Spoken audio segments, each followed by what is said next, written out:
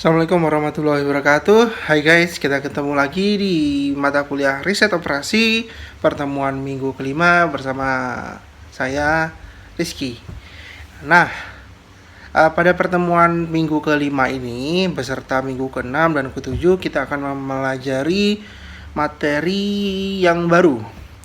Kalau kemarin kan kita sudah selesai mempelajari linear programming dan sekarang untuk minggu 5, 6, 7 kita akan mempelajari metode transportasi. Nah, sebenarnya dalam metode transportasi ini ada 3 submetode. Yang pertama adalah metode stepping stone, yang kedua adalah metode modified distribution atau MODI, dan yang ketiga adalah metode Vogel approximation methods. Nah, dalam pertemuan normal, ketiga metode ini akan kita pelajari. Tetapi karena sekarang kita belajar dengan menggunakan e-learning, nah tapi sebenarnya kalau e-learning ini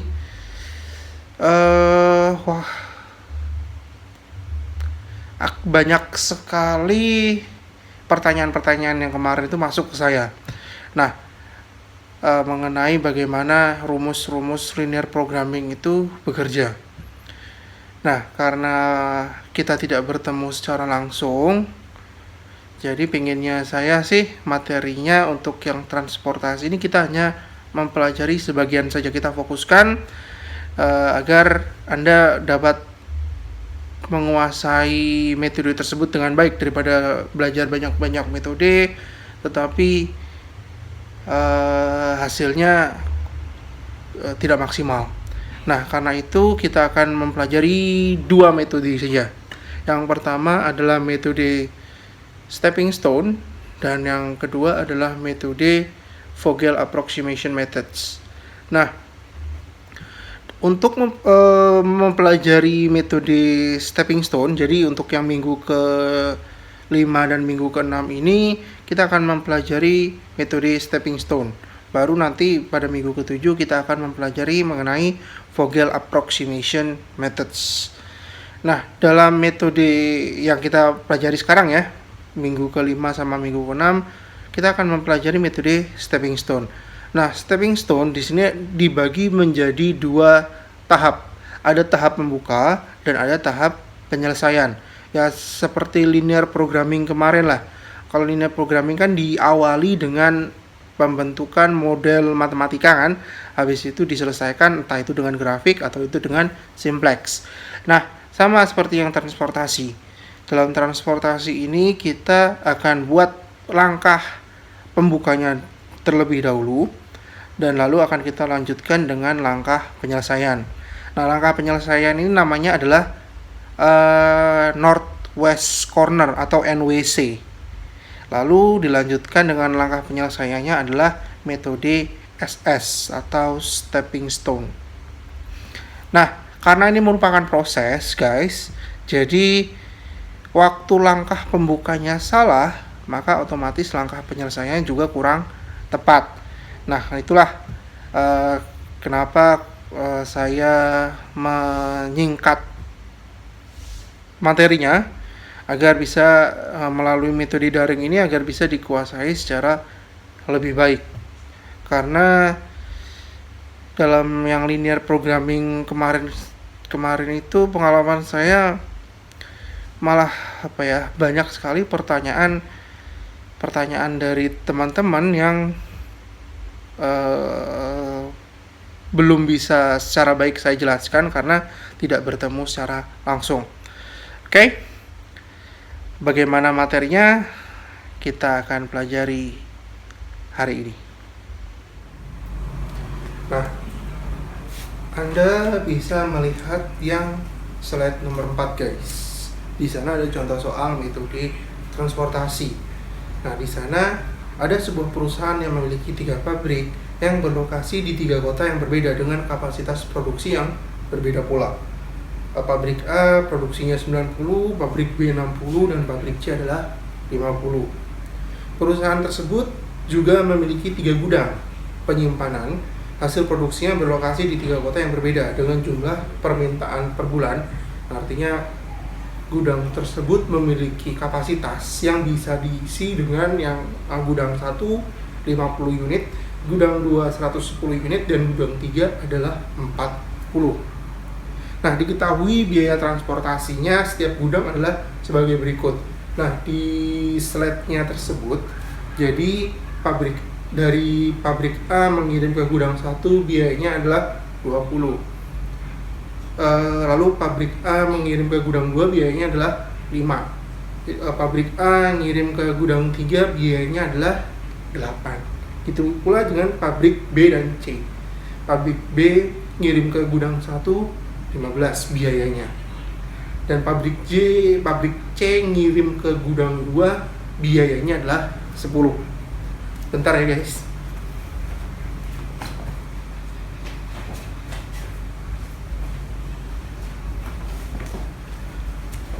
Ya, oke guys. Nah, lalu Anda juga bisa lihat di halaman 6. Nah, di sana ada metode pembuatan tabel metode transportasi. Nah, pembuatan tabelnya itu bagaimana? Nah, misalnya seperti ini. Di mana bisa didapatkan angka-angka itu ya. Oke. Di sini adalah pabrik A, saya singkat PA. Lalu di sini ada pabrik B, dan di sini ada pabrik C. Lalu di sini ada gudang 1, gudang 2, dan gudang 3. Lalu di sini ada total supply, dan di sini ada total demand. Nah, di sana ada angka 20 yang ini ya. Di sini ada angka 20. Di sini ada angka 5, di sini ada angka 8. Lalu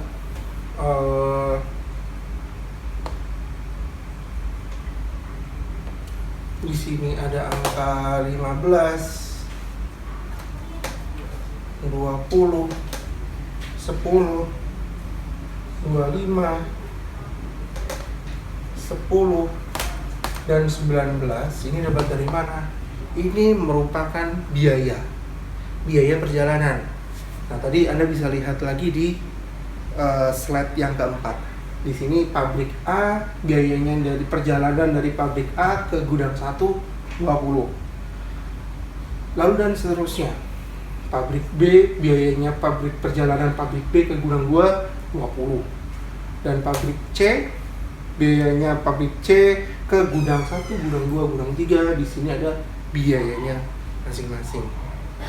Nah, lalu di sini ada total supply dan total demand.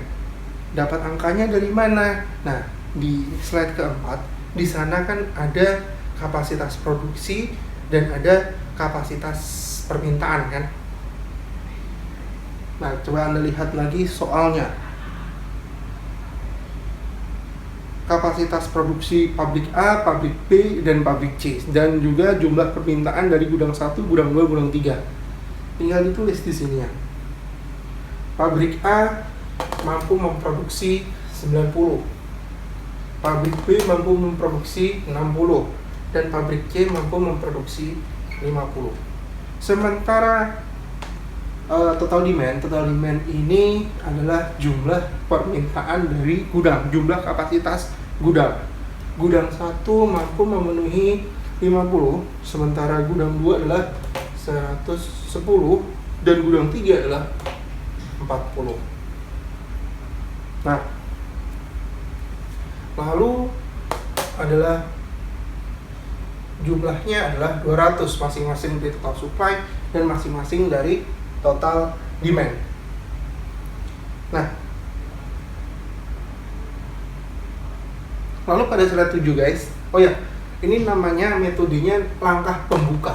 Ini langkah pembuka namanya adalah North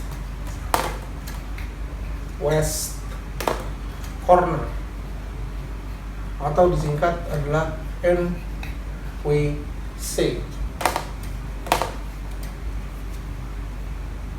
Bagaimana cara mengisinya? Oke. Anda bisa lihat dulu di halaman nomor 7. Pertama kali Anda mengisi, Anda harus cek kesesuaian antara total supply dan total demand. Di sini jumlahnya adalah sama. Total demand sama dengan total supply. Artinya jumlah permintaan itu sama dengan total penawaran. Waktu jumlahnya seimbang, Anda bisa proses.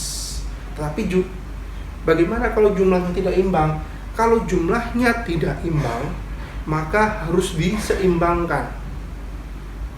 Nah, misalnya total demand lebih kecil daripada total supply, maka ada namanya tabel dummy untuk menyamakan antara total demand dan total supply. Kalau di linear programming hampir sama konsepnya seperti variable select. Nah, tetapi untuk yang sekarang soal yang akan kita hadapi adalah jumlah total demand dan total supply-nya sama. Nanti pertemuan-pertemuan selanjutnya kita akan mempelajari bagaimana jika total demand tidak sama dengan total supply. Maka Anda harus menambahkan demand atau supply agar jumlahnya seimbang. Tapi kita belum mempelajarinya pada pertemuan ini. Pertemuan ini kita konsepnya dulu, bagaimana caranya jika total demand sama dengan total supply, apa yang harus dilakukan untuk memecahkan permasalahan dengan metode transportasi. Oke, nah di sini jumlahnya sama. Artinya jika jumlahnya sama, kita bisa langsung memprosesnya. Oke, bagaimana cara memprosesnya? Sebenarnya cukup mudah, guys. Anda bisa lihat di halaman 10 PowerPoint. Nah, di sana sudah ada angka-angkanya. Dapat dari mana angka-angka seperti itu? Yang pertama kali harus dilakukan untuk Northwest Corner adalah Anda mengisi masing-masing tabel ini agar tercipta biaya yang paling kecil. Biaya yang paling kecil ya, guys. Nah, karena untuk transportasi ini, untuk transportasi ini objektif yang akan kita hadapi adalah selalu minimasi. Kenapa kok selalu minimasi? Karena transportasi ini tujuan utamanya adalah untuk memperkecil biaya transportasi. Biaya transportasi itu beban, guys. Jadi logikanya, kalau kita berhadapan dengan beban, maka kita akan selalu berusaha untuk mengecilkan beban tersebut secara rasional. Artinya, waktu kita memakai metode transportasi, objektif yang selalu muncul adalah metode minimasi. Nah, sekarang bagaimana cara menghitungnya? Cara menghitungnya di sini sesuai dengan namanya, Northwest Corner berarti northwest. Northwest itu arah sini ya. Nah, northwest berarti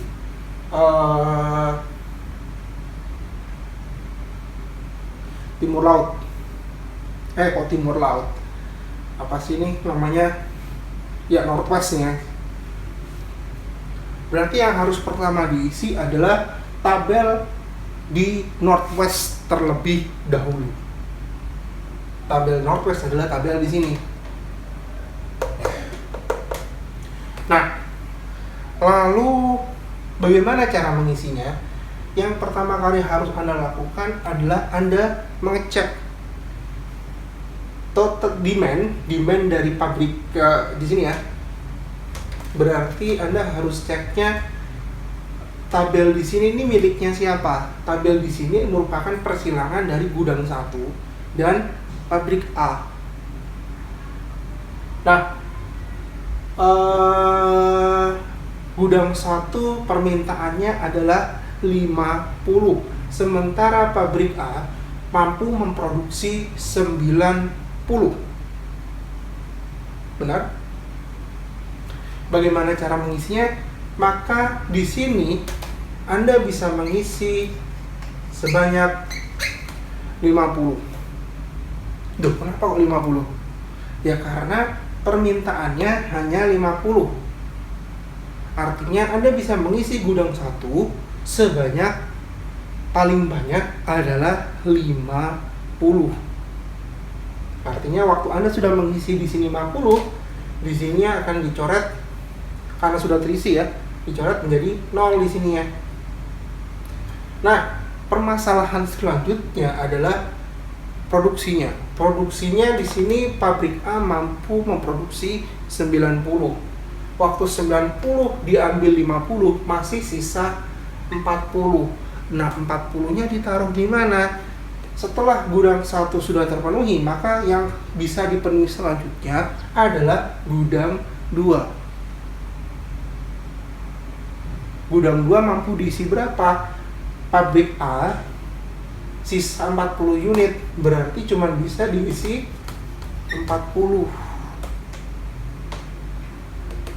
Pabrik A habis.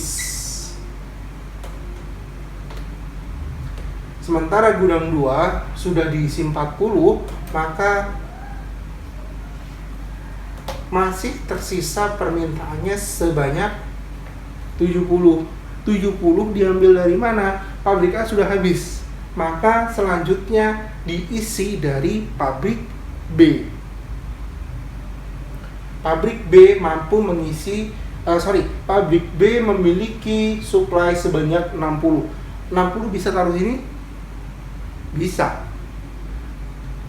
Masih dibutuhkan 70 dan pabrik B mampu memenuhi sebanyak 60. Nah, 60 nih ya. 60 berarti di sini pabrik B sudah habis. 60-nya dialokasikan seluruhnya ke gudang 2. Gudang 2 bagaimana? 70 kurang 60 masih sisa total demand-nya adalah 10. 10 diambil dari mana? Pabrik A sama pabrik B sudah unitnya sudah habis teralokasi.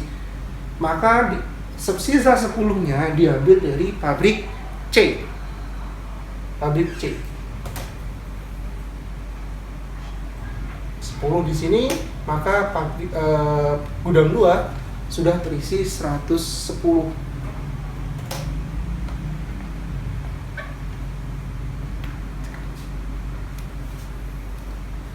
Nah, lalu di sini pabrik C juga sudah diambil 10, sisanya adalah 40. 40-nya taruh di mana? 40-nya taruh di gudang 3. Mampu diisi 40. Pas jadinya gudang 3 permintaannya 40 dan pabrik C mampu memenuhi sebanyak 40. Oke, inilah cara mengisi dari langkah pembuka dari metode stepping stone. Langkah pembukanya namanya adalah northwest corner. Udah selesai? Belum. Anda harus menghitung total cost-nya. Menghitung total cost gimana caranya? Tinggal dikalikan saja di sini. Nah, jadi 50 dikali dengan biayanya berapa? 50 dikalikan dengan 20 plus 40 dikalikan dengan 5 plus 60 dikalikan dengan 20 plus 10 dikalikan dengan 10 plus 40 dikalikan dengan 19. Hasilnya adalah 3260. Oke, itu adalah total cost untuk metode northwest corner. Ya. Nah, total cost sekian ini masih bisa optimalkan lagi, artinya masih bisa dikurangi lagi. Dikuranginya dengan cara seperti apa? Dikuranginya adalah dengan menggunakan atau diproses dengan metode lanjutan. Metode lanjutan namanya stepping stone, dan stepping stone ini akan kita pelajari minggu depan. Untuk sekarang merupakan langkah pembukanya dulu. Gimana? Untuk langkah pembukanya kan namanya Northwest Corner, NWC. Kira-kira ada pertanyaan? Gampang kan? Gampang, saya yakin Anda bisa. Oke, kita lanjut ke soal keduanya ya. Nah guys, contoh soal kedua. Anda bisa lihat di halaman ke-11 guys. Nah, di halaman ke-11 di sana ada 3 pasar dan 3 pabrik yang memiliki penawaran dan permintaannya masing-masing. Di sini pasar 1, pasar 2, pasar 3, pabrik X, pabrik Y, dan pabrik Z. Pabrik 1 untuk demand-nya sebesar 150, pabrik 2 70, pabrik 3 60. Di sini untuk total supply-nya pabrik X mampu memproduksi 120, ini pabrik Y 80 dan pabrik Z 80. Yang pertama kali harus Anda lakukan adalah Anda mengecek total demand dan total supply-nya. Apakah seimbang ataukah tidak. Kalau seimbang, tabelnya bisa langsung diproses. Tapi jika tidak imbang, maka harus ditambahkan dengan tabel dummy. Nah, untuk yang tabel dummy belum kita pelajari hari ini. Untuk dan jumlahnya juga seimbang guys. Penawarannya sebanyak 280 dan total demand-nya juga sebanyak 280. Artinya total demand sama dengan total supply.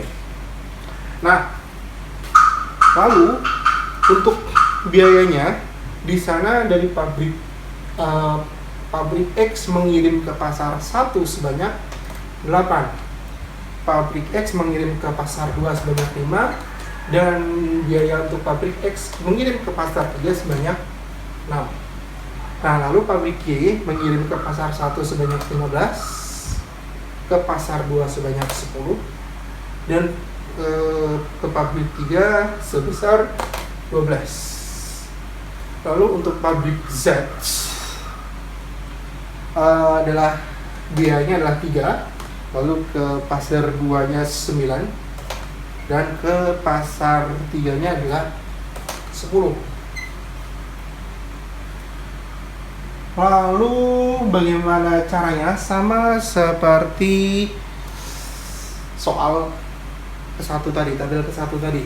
Northwest Corner, cara mengisinya adalah mulai dari tabel yang paling pojok. Tabel yang paling pojok adalah persilangan antara pabrik X dan pasar 1. Pabrik X memiliki produksi sebanyak 120, sementara pasar 1 memiliki permintaan sebanyak 150. Apakah 120 mampu dari pabrik X mampu dialokasikan ke pasar 1? Bisa. Kenapa kok bisa? Karena pasar 1 memiliki permintaan atau kapasitas sebanyak 150. Oke, jadi pabrik X sudah habis barangnya dan pasar 1 masih membutuhkan sebanyak 30. Nah, 30 dapat diambil dari mana? Dapat diambil dari pabrik Y-nya. Karena pabriknya kan sudah habis. Di sini sebanyak 30. Lalu sudah pasar 1 sudah cukup. Nah, lalu pabrik Y diambil 30, maka sisa 50. 50 ditaruh mana? Taruh di pasar sebelahnya. Pasar sebelahnya adalah pasar 2. Pasar 2 membutuhkan berapa banyak? 70. 50 mampu masuk sini? Mampu. Pabrik Y habis, lalu pasar 2 masih membutuhkan 20. 20 diambil dari pabrik Z. Habis dan pabrik Z diambil 20, masih tersisa 60. 60-nya masuk pada pasar 3 yang sama membutuhkan 60 pula. Nah, dapatlah perhitungan dari tabel Northwest Corner. Apakah sudah selesai? Belum. Total cost-nya masih harus dihitung. Nah, kenapa kok harus menghitung total cost? Karena total cost ini akan kita hitung sebagai pembanding.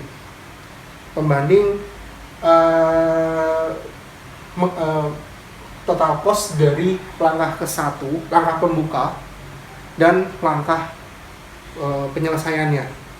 Kalau langkah penyelesaian total cost-nya lebih kecil, ya berarti metode transportasi berhasil dijalankan. Tetapi kalau langkah pembukanya malah kalau langkah penutupnya malah total cost-nya malah lebih besar daripada langkah pembuka, maka bisa dikatakan metode transportasinya gagal dihitung. Bukan metodenya yang gagal, tapi perhitungannya yang belum sempurna. Jadi sebagai pembanding guys, pembanding antara besaran dari metode langkah pembuka dan langkah penyelesaian. Oke, kita hitung total cost-nya.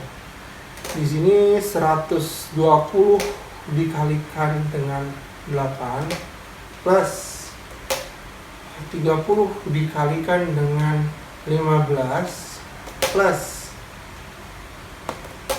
50 dikalikan dengan 10 plus 20 dikalikan dengan 9 plus 60 dikalikan dengan 10. Lalu hasilnya setelah dikalikan dan dijumlahkan, dapatlah hasilnya adalah berapa nih kira-kira ya? Di slide-nya nggak ada total cost-nya, nanti dicari sendirilah. Dapatlah hasilnya kira-kira adalah berapa nih? Titik. Ya nanti Anda cari sendiri. Dan hasil dari total cost-nya ini nanti harus Anda bandingkan dengan total cost dari langkah penyelesaian atau langkah penutup. Jika hasilnya lebih kecil, maka perhitungan Anda benar. Tapi kalau malah hasilnya lebih besar daripada langkah pembuka, maka perhitungan Anda kurang tepat. Oke, gimana? Gampang kan? Untuk langkah pembuka insya Allah gampang. Dan untuk langkah penyelesaian insya Allah juga ya gampang sih. Cuman tabelnya agak banyak kan. Oke guys. Ini pertanyaan-pertanyaan yang muncul pada kakak kelas Anda sebelumnya. Pak, kenapa kok pada Northwest Corner hal yang kolom pertama yang harus diproses ini merupakan kolom dari Northwest, kolom yang di sini. Kenapa kau nggak mulai dari sini? Kenapa kau nggak dari sini? Kenapa kau nggak dari sini? Atau bahkan dari sini? Nah, itu sudah rumusnya guys. Rumusnya untuk langkah pembukanya saja. Langkah pembuka diselesaikan dengan Northwest Corner, dapatlah perhitungannya seperti ini rumusnya. Nah, dan langkah ini akan dimaksimalkan lagi, hasil dari total cost-nya akan diminimalkan lagi dengan langkah penyelesaian. Langkah penyelesaiannya ada dua caranya, bisa dengan stepping stone atau dengan modified distribution. Nah, karena keterbatasan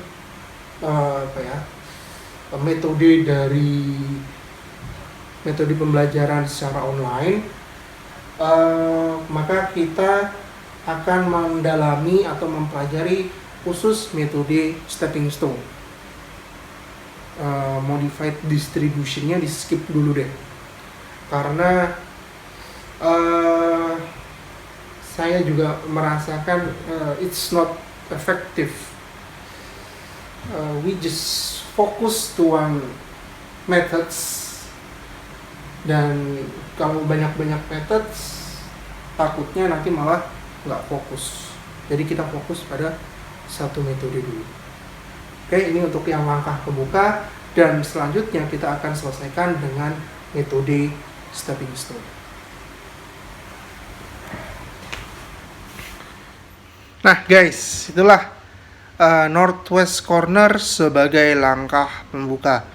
Materinya cukup mudah dan saya yakin Anda dapat menguasainya dengan baik. Nah, tapi sekali lagi itu masih merupakan langkah pembuka. Bagaimana langkah penyelesaiannya? Nah, langkah penyelesaiannya insya Allah juga gampang kok. Seperti pertemuan kali inilah. Dan saya yakin Anda juga akan bisa menguasainya dengan baik. Nah, langkah penyelesaiannya akan kita pelajari minggu depan. Dan untuk kali ini cukup sekian dari saya. Terima kasih. Mohon maaf jika terdapat salah kata. Assalamualaikum warahmatullahi wabarakatuh.